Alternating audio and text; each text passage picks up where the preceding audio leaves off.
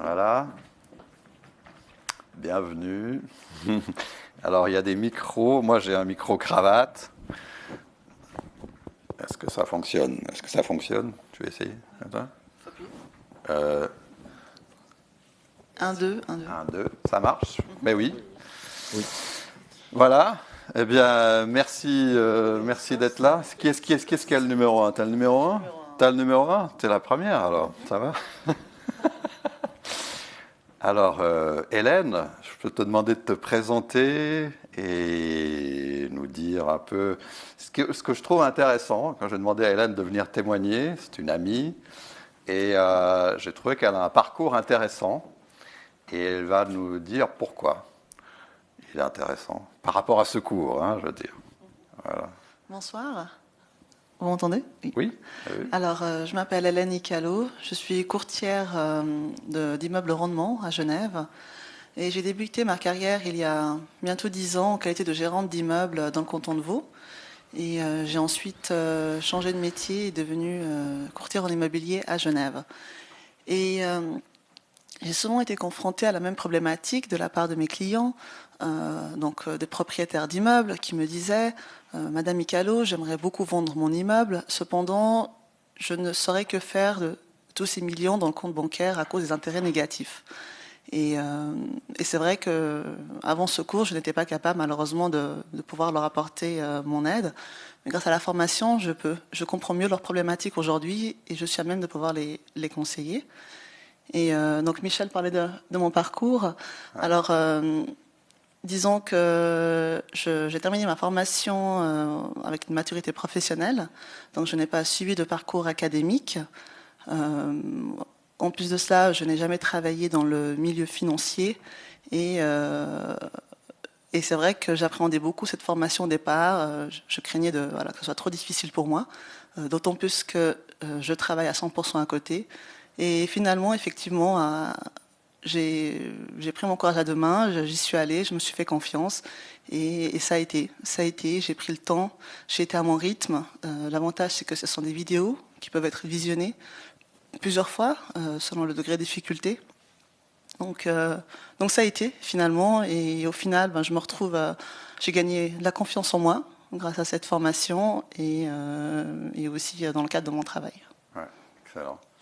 Ça fait penser ce que tu dis, il y a une chose, elle me dit, j'ai fait confiance et gagné confiance aussi, et il y a une chose, au début, les gens qui suivent le cours me disent « Ouh, mais en fait c'est très lent, vous dites 1 heure par semaine », alors j'ai dit « Non, c'est 1 heure de vidéo, comme je vous ai dit, c'est estimé 4 heures de travail, hein, c'est une estimation, ça peut être moins ou ça peut être plus, mais ce que je dis aussi, c'est qu'il faut faire… Je dis, faites confiance à votre cerveau et à votre mémoire. Parce qu'ici, on n'est pas dans le cas d'une classe où vous devez prendre des notes, parce que ce que dit le prof, voilà, si vous n'avez pas pris de notes après, si ce n'est pas enregistré, c'est perdu. Là, vous pouvez regarder ces vidéos dans le tram, dans le train, en attendant, voilà. Vous regardez ça sur votre téléphone, c'est des vidéos 7 minutes en moyenne. Et puis, pas besoin de prendre de notes. Vous dites, voilà, j'emmagasine. Et puis, peut-être que, si j'avais besoin, je regarderai de nouveau la vidéo. Donc, au début, je voyais des gens qui disaient, ouh, c'est beaucoup plus long parce que je regarde la vidéo, après, je mets sur pause et je prends des notes. Je dis, non, faites pas ça. Regardez. Faites simplement que de regarder. Et faites confiance à votre cerveau et à votre mémoire. C'est un peu ce que je t'ai dit et je crois que ça a marché. Ça a marché, oui. Ouais. D'accord, très bien. Michel, vous avez un autre parcours, mais qui est aussi très intéressant.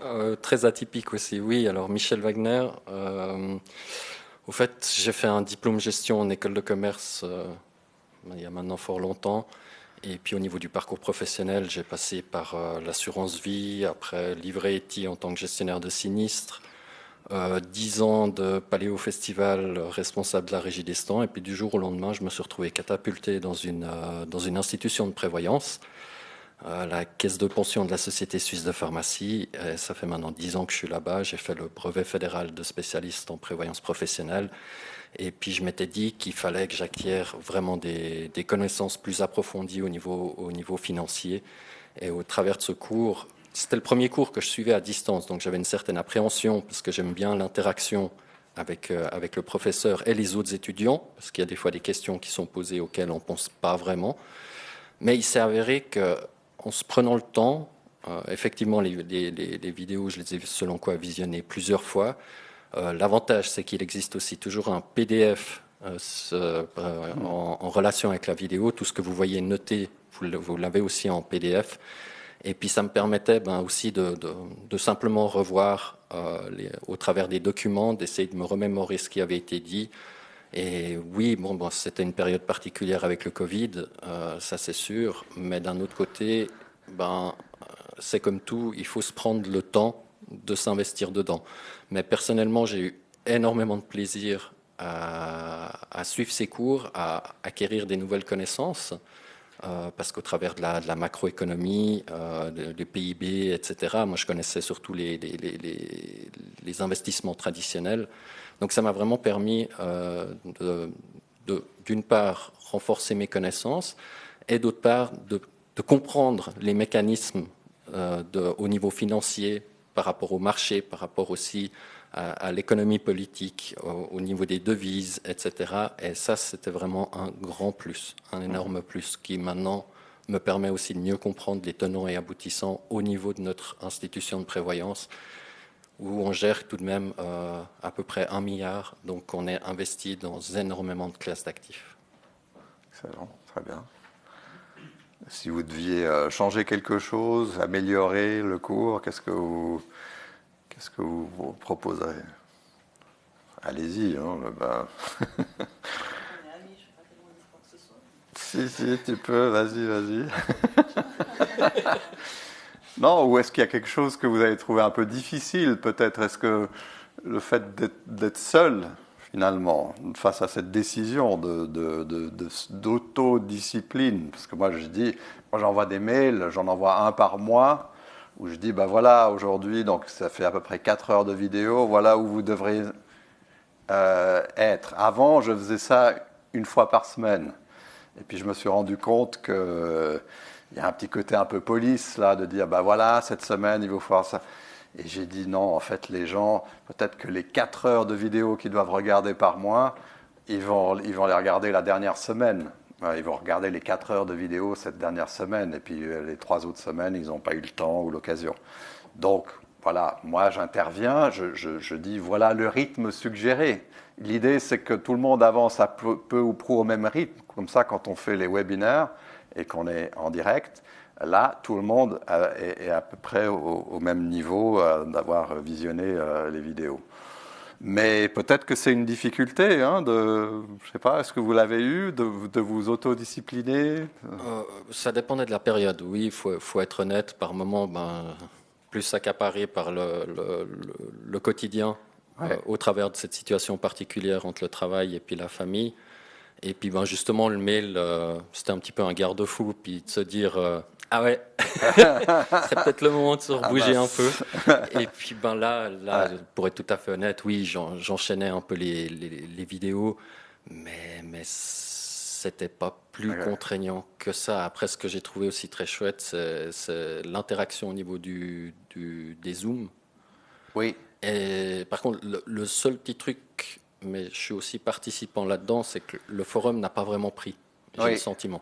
Oui. Ça c'est l'outil qui, à mon avis, pourrait être un petit peu plus développé. Dynamisé, oui. Exactement. Mais sinon, au travers des Zooms, c'était top parce qu'on parlait d'actualité, on parlait des questions qu'il y avait par rapport au thème vu.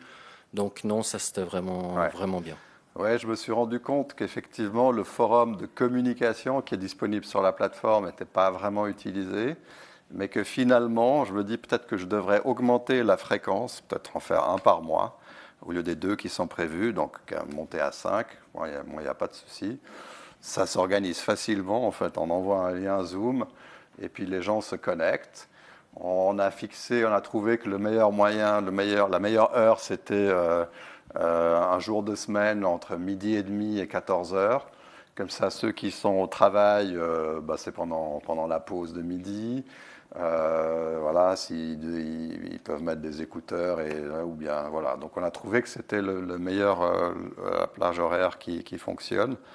Et je pense qu'effectivement, mettre plutôt ça en avant pour créer déjà cet esprit de déjà ne pas vous sentir seul, quoi, de savoir que vous êtes un groupe de personnes. Ben là, on voit des petites images sur votre écran et les gens interviennent, posent des questions et posent des questions également aussi, bien sûr, par rapport à l'actualité que nous vivons. Et donc, ça permet d'avoir aussi des mises à jour du cours par rapport à l'actualité. Voilà, l'occasion pour vous de poser des questions. Allez-y, sans problème. Oui, alors ce qu'on va faire, c'est que je vais peut-être... D'accord, très bien, vous avez une bonne voix, parfait. Merci beaucoup pour la présentation. Donc, on a bien vu comment s'articulaient les vidéos. Et comme dans toute formation, on a un ratio entre le travail qu'on fait, soit en présentiel, et celui qu'on doit faire en dehors.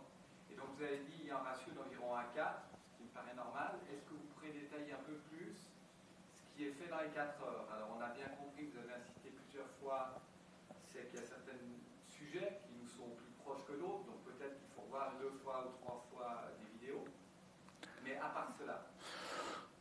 En fait, on a les documents qui sont donc associés aux présentations, qui sont là, c'est donc des PDF, où on résume le propos. Par exemple, dans la vidéo que vous avez vue sur la finance durable, Angela De Wolf cite des études. Après, c'est vous qui dites, ah ben tiens, il m'intéresse de voir, là, il y a une étude en particulier qu'elle cite, que je trouve intéressant. Et donc, vous allez faire des recherches sur Internet par rapport à cette étude. Ou un autre exemple, on va parler d'un ratio qu'on utilise beaucoup pour calculer la performance, mais la ramener au risque, performance ajustée au risque, c'est le ratio de Sharpe. Et là, on donne une explication pendant le cours. Et puis vous dites, mais j'aimerais quand même mieux comprendre, parce qu'à un moment donné, il dit que ça ne marche pas très bien quand la distribution des rendements n'est pas symétrique. Et donc vous tapez problème, ratio de Sharpe, distribution symétrique des rendements. Et là, vous allez vous-même compléter ce que vous avez vu dans la vidéo, quelque chose qui vous interpelle ou peut-être que vous ne comprenez pas de manière exhaustive par rapport à la vidéo. Donc, c'est des recherches complémentaires que vous pouvez faire sur Internet. On travaille à la création d'un polycopier, une sorte de polycopier du cours qui reprendrait en fait les slides, enfin tous les PowerPoint et qui ferait une sorte de polycopier du cours. Moi, je pense que c'est quelque chose qui peut être utile, même si, encore une fois, j'encourage la méthode d'apprentissage à dire essayons d'avoir quelque chose d'innovant, quelque chose qui justement nous sort de ce polycopier. Je pense que c'est bien de le mettre à disposition, mais je trouve que c'est bien aussi d'avoir ce message où on dit à son cerveau, à sa mémoire, je te fais confiance. Je regarde quelque chose là et je vais essayer de garder en mémoire ce que j'ai vu sur mon téléphone. Question, est-ce que vous avez regardé des vidéos sur votre téléphone ou quel était le moyen que vous utilisiez le plus? Plutôt l'ordinateur? Ouais. J'ai préféré le faire à la maison, au calme. Ça me fait peine à me concentrer à l'extérieur. Ok. Donc plutôt à la maison, mais grâce au polycopie, effectivement, ça allait bien. D'accord. Et vous, Michel? Également à la maison. D'accord. Vraiment pouvoir pleinement s'investir là-dedans. Ça m'est arrivé 2-3 fois de regarder des vidéos dans le train, étant donné que j'avais un quart d'heure, 20 minutes de train. Okay. Mais c'était plus pour me remémorer. Si c'était un nouveau thème, je préférais être au calme à la maison. D'accord. Bien installé et totalement focalisé sur ce qu'il y avait à voir. D'accord, très bien.